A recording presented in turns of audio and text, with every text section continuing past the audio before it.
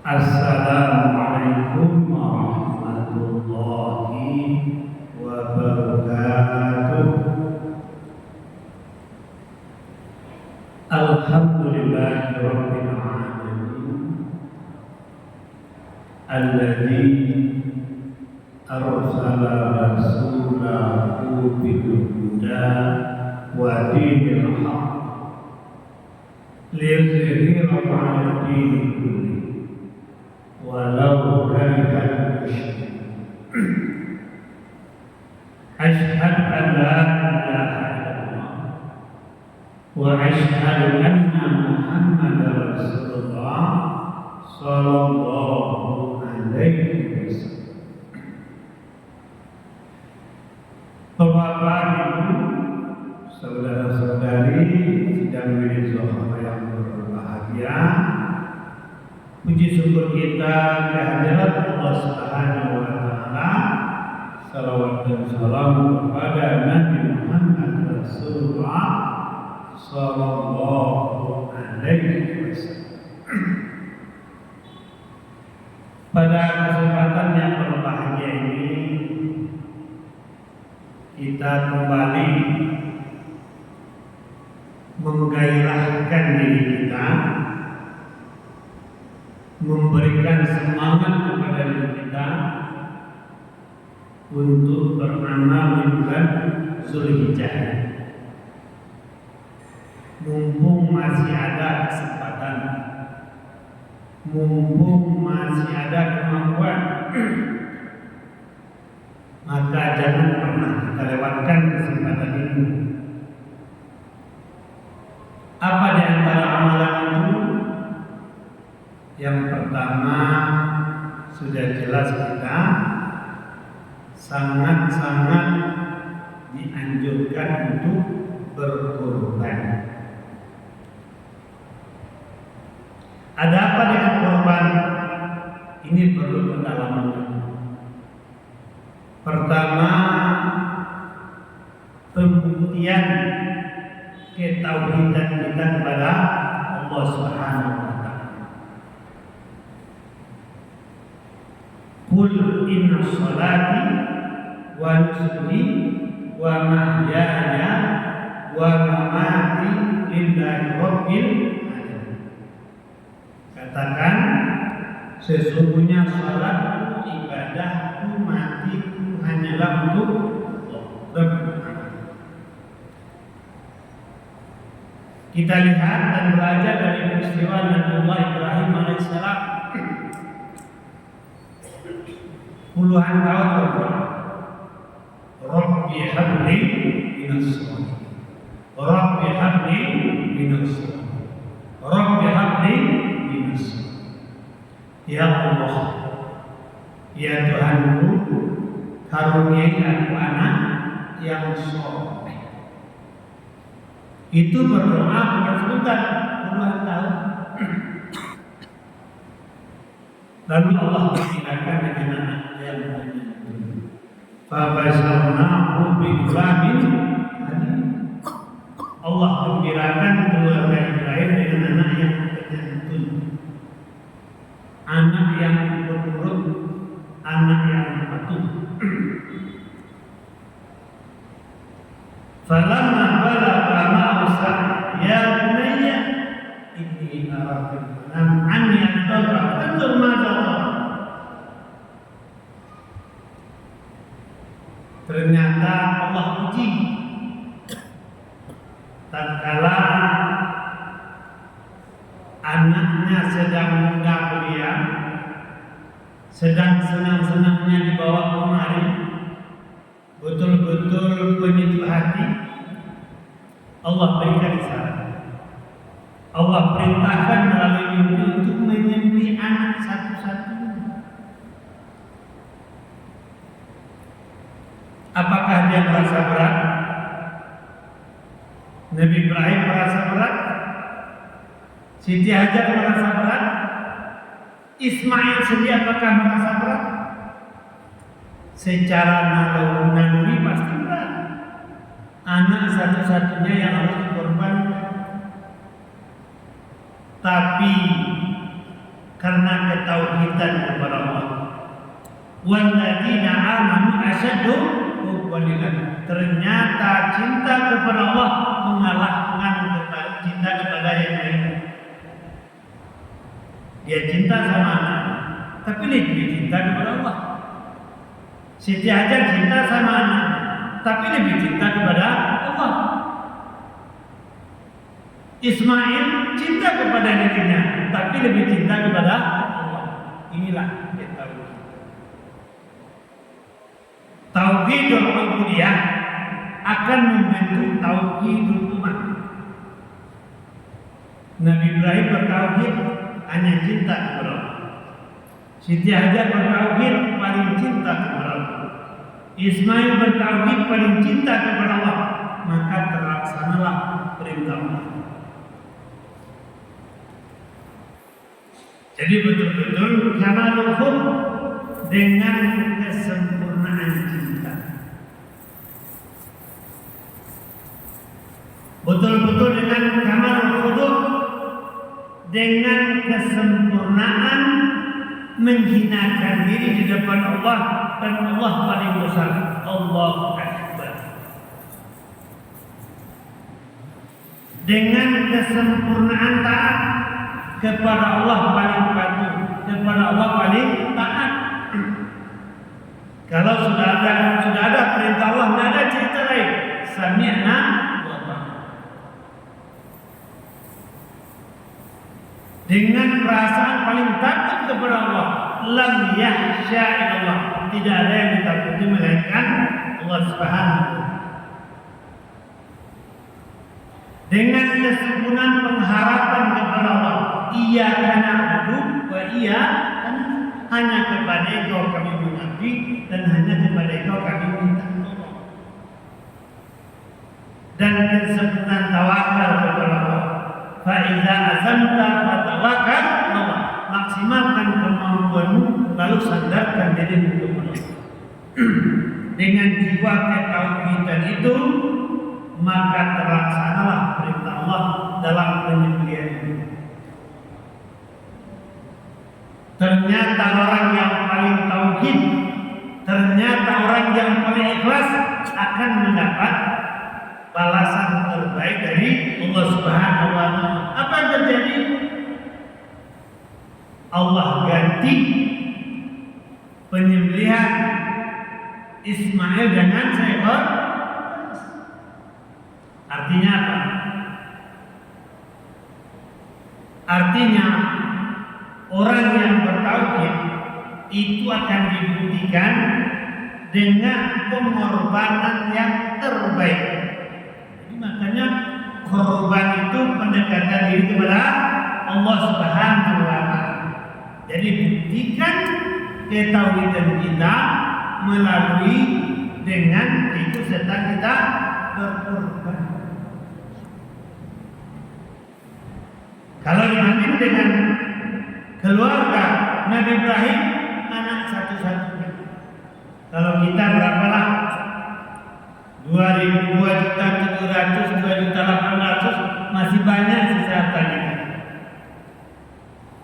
Cuma mana tauhid kita itu.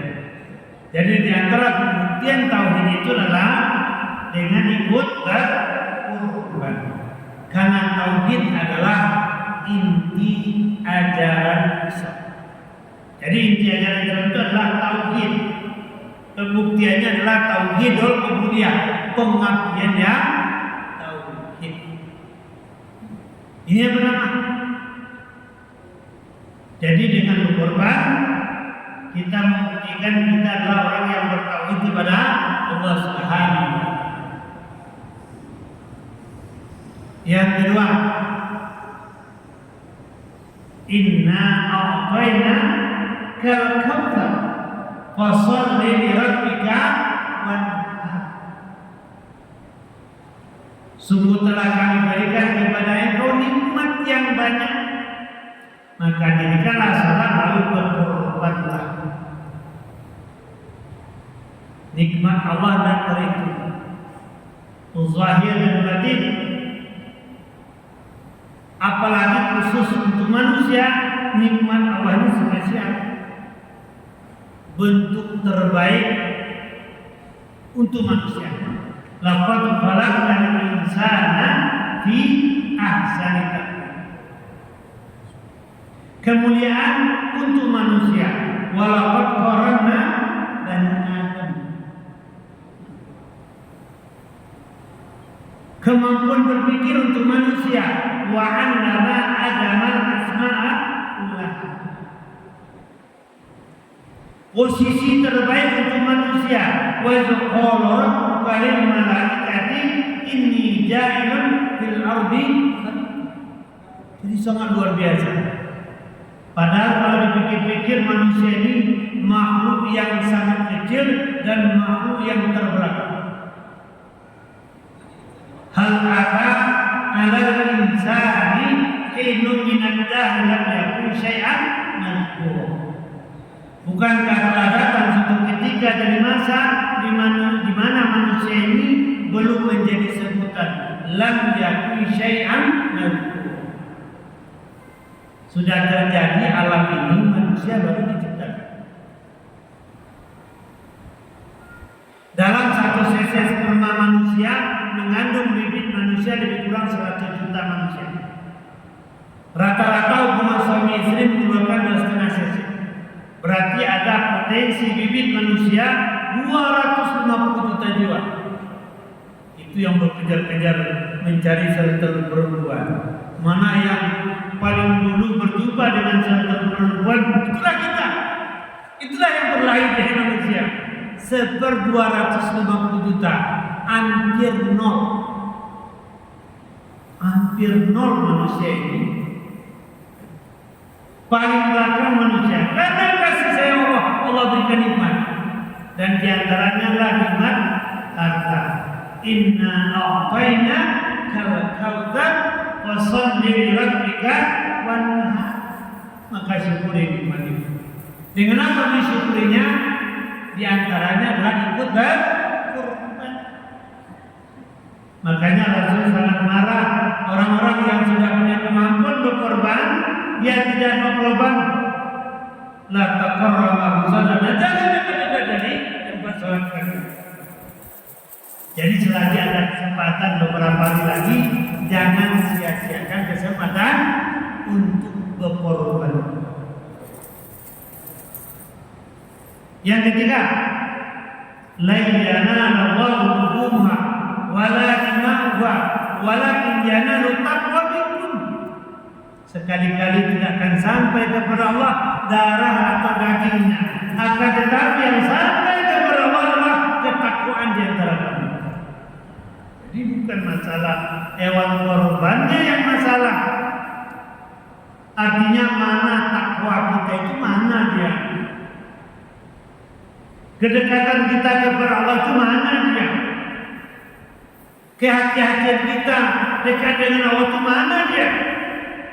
Mana? Makanya di antara pembuktiannya lah ikut berkorban. Jadi sebenarnya jiwa takwa kita itulah yang dinilai. Jiwa takwa kita itulah yang dilihat oleh Allah Subhanahu wa Ta'ala. Jadi jangan ragu-ragu. Jangan ragu-ragu, masih ada kesempatan kita untuk membuktikan takwa kita dengan ikut berkorban.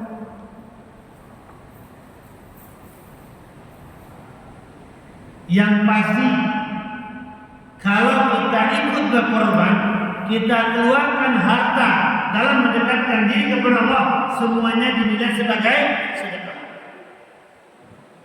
Berarti jika kita ikut berkorban, rezeki kita bertambah-tambah. 10 kali lipat, 700 kali lipat, bahkan mudah lima yaja tidak terhingga. Jadi jangan merasa kurang harta kita karena ikut berkorban. Justru Allah menjanjikan mengganti 10 kali lipat, 700 kali lipat, bahkan mudah lima yaja. Jadi orang yang berkorban makin kaya. Yang kedua, tarfur bala, diangkatkan bala. Setiap harta yang kita keluarkan di jalan Allah itu menjauhkan kita dari batu. Berarti orang yang berkorban akan terjauh dari marah, akan terjauh dari cobaan-cobaan yang menyebabkan dia susah dengan cobaan itu. Yang ketiga, disembuhkan penyakit kita. Dalam maka bersedekah, sembuhkan penyakitmu dengan sedekah. Berarti dengan berkorban Allah berikan kesehatan kepada kita, disembuhkan penyakit kita.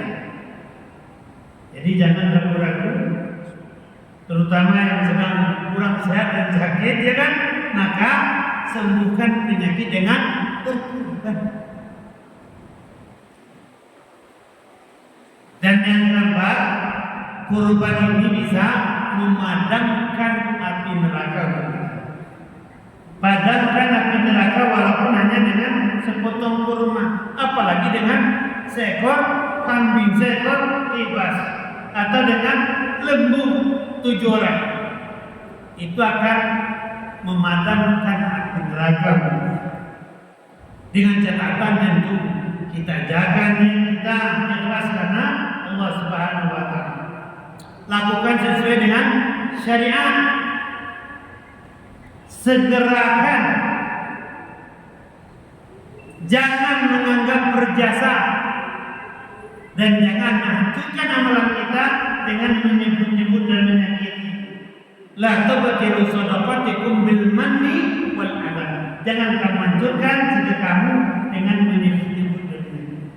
Jadi hadirin yang berbahagia, selagi ada kesempatan, tinggal beberapa hari lagi, sangat rugi kalau ada di antara kita yang punya kemampuan berkorban lalu tidak berkorban, maka jelas Allah tidak akan cinta kepada kita, Rasul juga tidak akan suka kepada kita.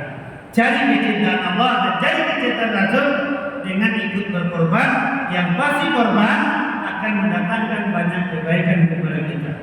Banyak maaf wabillahi taufiq hidayah. Assalamualaikum warahmatullahi wabarakatuh.